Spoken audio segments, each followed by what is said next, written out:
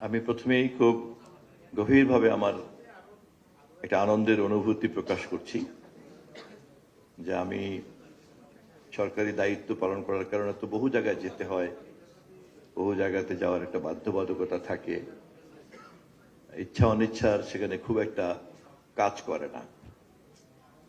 কিন্তু আমি মন্ত্রী হওয়ার পরে সম্ভবত এটাই প্রথম অনুষ্ঠান যেখানে আমি আমার সর্বোচ্চ আন্তরিকতা অনুভব করছি। এবং আমি মনে মনে ভাবছিলাম যে আমি যদি জানতাম অনুষ্ঠানটা হচ্ছে এবং আমি যদি দাওয়াত নাও পেতাম তাহলে হয়তো আমি আসতাম।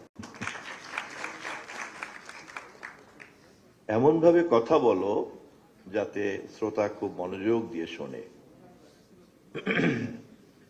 এমন ভাবে শোনো যাতে বক্তা তার পুরো কথাটা তোমাকে বোঝানোর জন্য আন্তরিক হয়,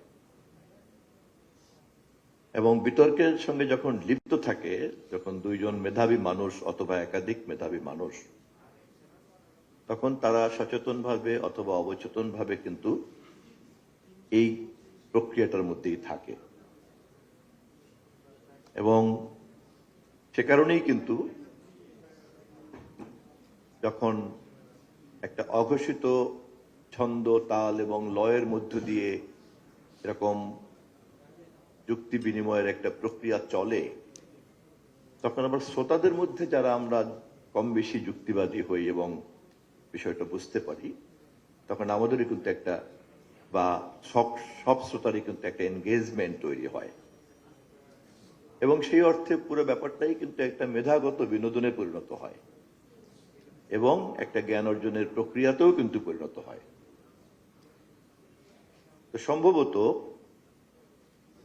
আমার সামান্য জ্ঞানে আমি যতটুকু দেখেছি, আমরা যে সমস্ত অনুষ্ঠানের দর্শক অথবা শ্রোতা হিসাবে সুস্থ বিনোদন আশা করি, তার মধ্যে যত না বেশি